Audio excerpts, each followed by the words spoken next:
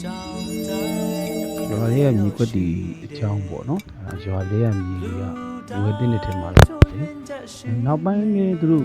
အချို့ဆိုလို့ရှိရင်ရှိရဗျအရွာကကောင်းလို့ရှိရင်ပေါ့နော်ခရန်နေထုတ်ပြီးတော့ရတယ်နောက်ခုကျွန်တော်ကြားလို့အဲ့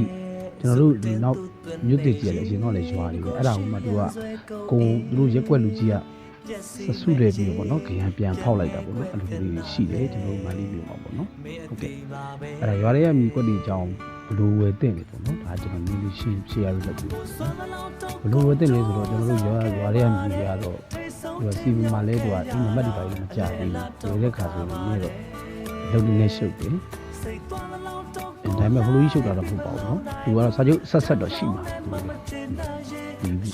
အဲ့ဒါကိုဒါပေမဲ့ကိုကနောက်ပိုင်းကိုဝယ်မဲ့မြေကိုဘာလုပ်ရမလဲဆိုလို့ရှိရင်ဒီမြန်မာသွားကြည့်အဲ့ဒီဟာတကယ်သူမြေပုံထဲမှာရွာရဲ့မြေပုံထဲမှာပါလာပေါ့နော်ဒါဒီကိုကြည့်ရမယ်ကြည့်ပြီးတော့လို့ရှိရင်ဒီရက်ကွက်ရက်ရွာ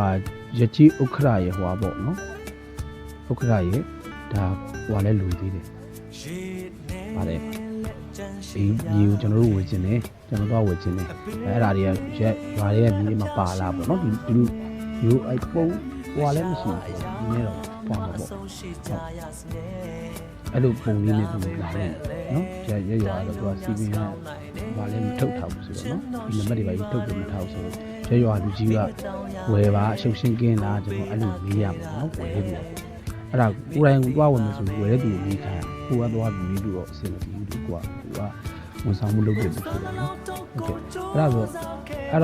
လိုရွာထဲကမြေပါတယ်ဆိုမှသာဝယ်ဒါပြီးတော့ရောင်းဝယ်စာချုပ်ချုပ်တဲ့ခါဆိုလို့ရှိရင်တိကျနေရာအတိအကျလေးပေါ့နော်အဲ့လိုနေရာအတိအကျလေးဆိုတော့ဥပမာသူကရက်ကွက်မှာအိမ်နံပါတ်မကြသေးဘူးဆိုတော့အရှိနောက်တောင်မြောင်းတက်သွားလို့မရအောင်အဲ့မြေပုံစာချုပ်ချုပ်လို့ရှိရင်ရလို့ရှိရင်ဘာလို့သွားချုပ်ရလဲဆိုလို့ရှိရင်နော်ကျွန်တော်တခုလုံးထည့်ဟာစီဆိုလို့ရှိရင်သူဆိုလို့ရှိရင်ခေါင်းရင်းအိမ်ကဘသူပါဟွာလမ်းရွာလမ်းရဲ့နာမည်ကဘာပါအဲ့လိုဒီပေါ့နော်အရှိခေါင်းရင်းအိမ်ကဘလူချင်းရင်းအိမ်ကဘလူပါတော့နော်တောင်ဘက်အိမ်ဟောလीလက်ညာဘက်သူ့ရဲ့ဟွာဘလူလေးပါမြေပုံစာချုပ်မှာတေချာလေးချုပ်မှအဆင်ပြေတာပါဗျာဟုတ်ကဲ့ရွာမြေဝယ်မဲ့ဆိုရင်တော့တေချာခြံလေးတေချာခတ်ပြီးတော့ပေးတေချာတိုင်းပေးရတိုင်းမှာစာချုပ်ချုပ်တာတော့အကောင်းဆုံးဖြစ်ပါတယ်ဗျာဟုတ်ကဲ့ဒါရွာလေးကမြေကွက်တွေပါဆိုရင်အမကြီးရဲ့